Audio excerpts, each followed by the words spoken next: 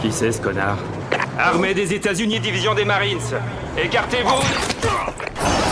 Alerte kilomètre 19, contact avec un ennemi sur Ponfe Road. Demande de renfort d'urgence. Il faut qu'on retourne à la base au plus vite. On se tire. Peu après, le shérif de la ville, Hood, arrive sur les lieux. En voyant le carnage, il perçoit immédiatement que ce n'est pas un simple vol à main armée. Alma, il nous faut des renforts.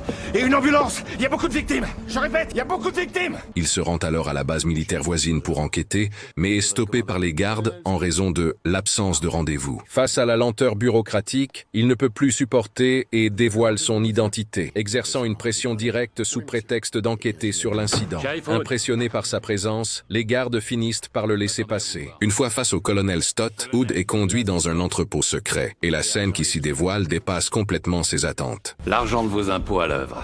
On rachète des fusils pour éviter qu'ils tombent aux mains des talibans, ou on envoie des soldats avec des mallettes pleines de billets pour payer leurs informateurs.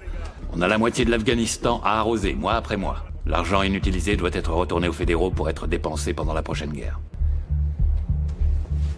Je vois. Ça vous ennuie? Je n'aime pas les conflits, mais quand on me demande de me battre, je me bats. Le colonel lui révèle que l'armored truck volé transportait des armes lourdes saisies, ce qui signifie que les gangs locaux sont désormais équipés de la même puissance de feu que l'armée régulière. Cependant, lorsque Hood demande la liste des armes, l'attitude du colonel change brusquement, déclarant que l'armée a désormais pris en charge l'affaire et lui conseille de ne pas interférer, sous peine de conséquences graves.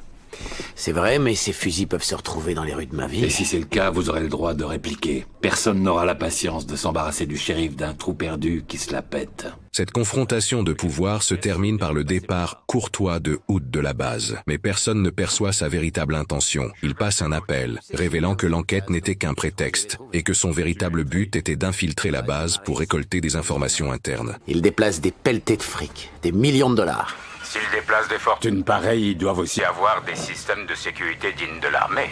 Ouais, si seulement on connaissait un hacker quelconque qui pourrait pirater leur réseau.